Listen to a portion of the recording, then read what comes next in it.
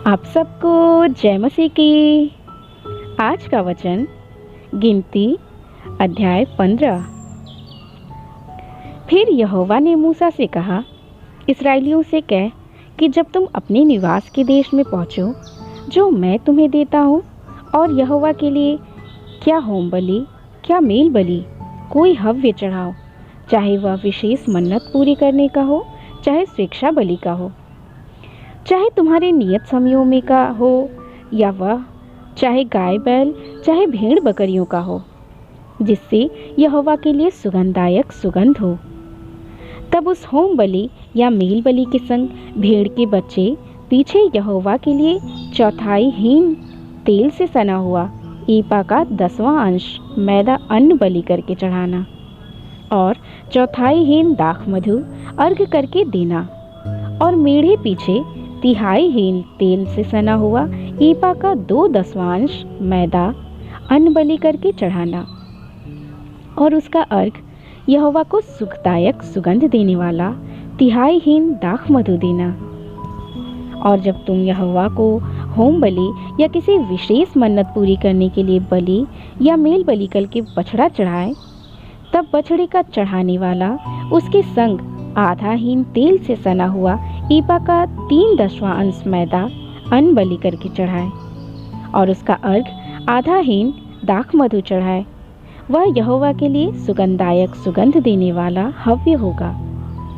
एक एक बछड़े या मेढ़े या भेड़ के बच्चे या बकरी के बच्चे के साथ इसी रीति चढ़ावा चढ़ाया जाए। तुम्हारे बलि पशु की जितनी गिनती हो, उसी गिनती के अनुसार एक एक के साथ ऐसा ही किया करना। जितने देशी हो वे यहोवा को सुगंधदायक सुगंध देने वाला हव्य चढ़ाते समय ये काम इसी रीति से किया करें। और यदि कोई परदेशी तुम्हारे संग रहता हो, या तुम्हारी किसी पीढ़ी में तुम्हारे बीच कोई रहने वाला हो, और वह यहोवा को सुगंधदायक सुगंध देने वाला हव्य चढ़ाना चाहे, तो जिस प्रकार तुम करोगे उसी प्रकार वह भी करे। मंडली के लिए अर्थात तुम्हारे और तुम्हारे संग रहने वाले परदेशी दोनों के लिए एक ही विधि हो। तुम्हारी पीढ़ी पीढ़ी में यह सदा की विधि ठहरे कि जैसे तुम हो वैसे ही परदेशी भी यहोवा के लिए ठहरता है। तुम्हारे और तुम्हारे संग रहने वाले परदेशियों के लिए एक ही व्यवस्था और एक ही नियम है। फिर यहोवा ने मूसा से कहा, इस्राएलियों को मेरा यह वचन सुना कि जब तुम उस देश में पहुँचो जहाँ मैं तुमको लिए जाता हूँ, और उस देश की उपज का अन्न खाओ, तब यहोवा के लिए उठाई हुई भेंट चढ़ाया करो। अपने पहले गूथे हुए आटे की एक पपड़ी उठाई हुई भेंट करके यहोवा के लिए चढ़ाना। जैसे तुम खलिहान में से उठाई हुई भेंट चढ़ाओगे, वैसे ही उसको भी उठाया करना। अपनी पीढ़ी पीढ़ी में अपने पहले गुथे हुए आटे में से यहोवा को उठाई हुई भेंट दिया करना।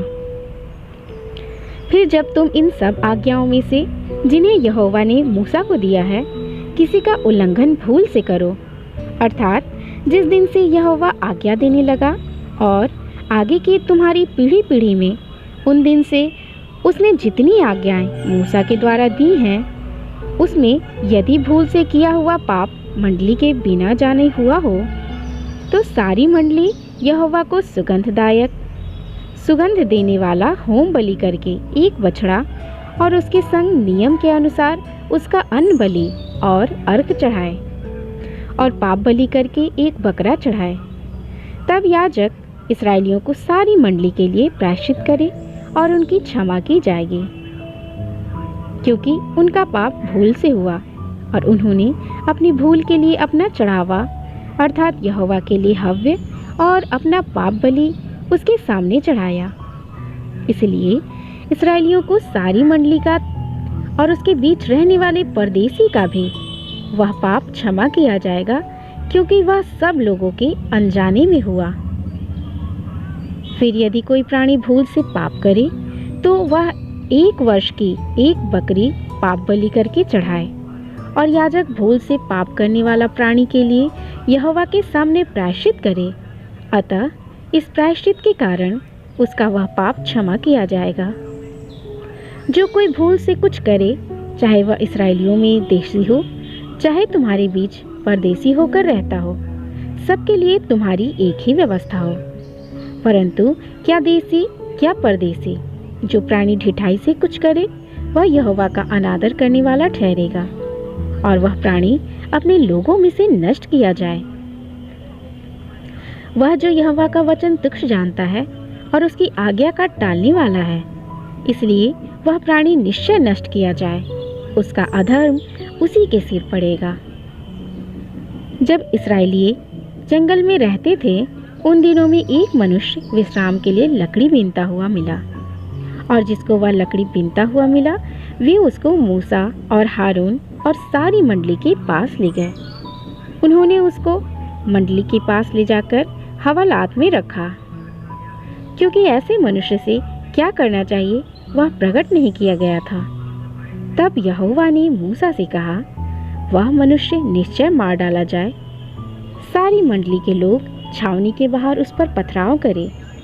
इस प्रकार जैसा यहोवा ने मूसा को आज्ञा दी थी, उसी के अनुसार सारी मंडली के लोगों ने उसको छावनी से बाहर ले जाकर उस पर पथराव किया, और वह मर गया।